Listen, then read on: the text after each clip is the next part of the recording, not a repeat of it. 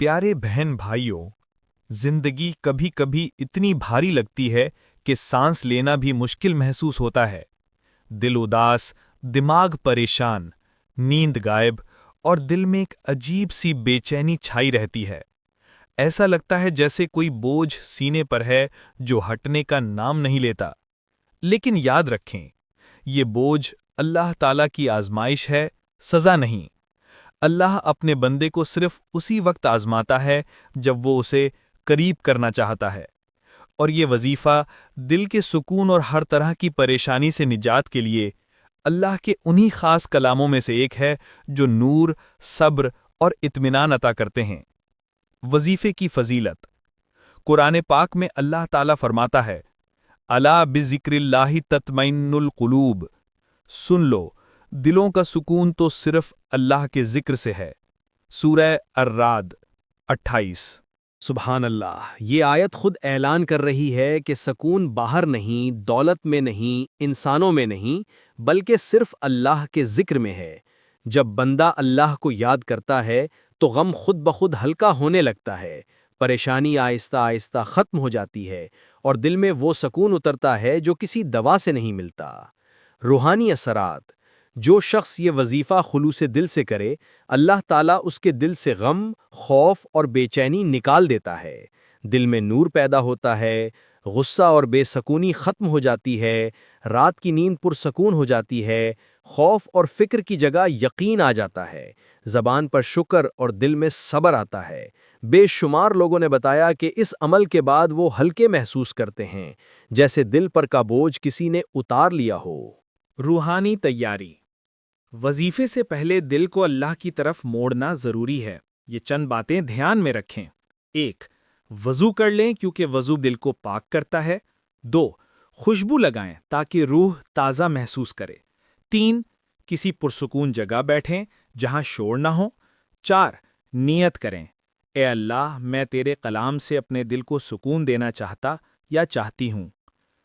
درود پاک: شروع میں 3 مرتبہ درود ابراہیمی پڑھیں۔ اللہم صلی علی محمد وعلی آل محمد کما صلیت علی ابراہیم وعلی آل ابراہیم انک حمید مجید۔ قرآنی آیات: یہ وظیفہ 2 طاقتور قرآنی آیتوں پر مشتمل ہے۔ الا بذکر اللہ تطمئن القلوب، سورۃ الرعد 28، اور حسبنا اللہ ونعم الوکیل، سورۃ آل عمران 173۔ پہلی آیت سکون عطا کرتی ہے اور دوسری ہر خوف اور فکر کو ختم کر دیتی ہے۔ وظیفے کا مکمل طریقہ: مدت 11 دن، وقت فجر یا عشاء کے بعد، جگہ تنہائی میں سکون سے وضو کے ساتھ بیٹھیں۔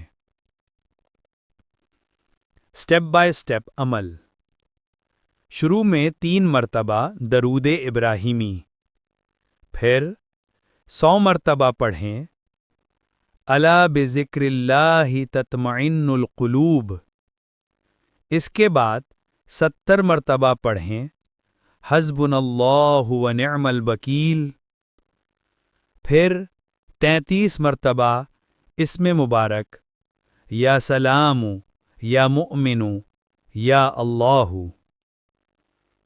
آخر میں دوبارہ 3 مرتبہ درود ابراہیمی، پھر اللہ سے دعا مانگیں، ایسے جیسے کوئی بچہ ماں سے مانگتا ہے۔ دعا: اے اللہ، تو دلوں کا مالک ہے، میں تیرے سامنے خالی ہاتھ آیا ہوں، میرا دل تھک گیا ہے، میرا ذہن بوجھل ہے، میری روح بے چین ہے۔ اے رب، میرے دل کو سکون عطا فرما، میرے غموں کو خوشیوں میں بدل دے اور میری پریشانیوں کو آسانیوں میں تبدیل کر دے۔ اے رحمان اور رحیم، میرے دل سے خوف اور بے یقینی ختم کر دے، میری زندگی میں برکت، اطمینان اور روشنی پیدا فرما۔ اے رب العالمین، مجھے وہ یقین دے جو پہاڑوں کی طرح مضبوط ہو، اور وہ دل دے جو ہر حال میں تجھ پر راضی رہے۔ آمین یا رب العالمین۔ عمل کے بعد کے اثرات۔ جو شخص یہ عمل کرتا ہے اللہ تعالیٰ اس کے دل میں ایک عجیب سی روشنی پیدا کر دیتا ہے۔ رات کی نیند بہتر ہو جاتی ہے، صبح اٹھتے ہی دل ہلکا محسوس ہوتا ہے، خوف، وسوسے اور ڈر کم ہونے لگتے ہیں، زندگی کے فیصلے آسان ہو جاتے ہیں، اور سب سے بڑھ کر اللہ کے قریب ہونے کا احساس بڑھتا ہے۔ روحانی ہدایات۔ 1. نماز قائم رکھیں، خاص طور پر فجر۔ 2. ہر دن کم از کم 100 مرتبہ استغفار پڑھیں۔ 3. والدین کی خدمت کریں، یہ سکون کی کنجی ہے۔ 4. ہر رات سونے سے پہلے درود شریف پڑھیں اور ہمیشہ شکر کریں، کیونکہ شکر کرنے والا کبھی غم میں نہیں رہتا۔ ایمان بڑھانے والی حقیقت۔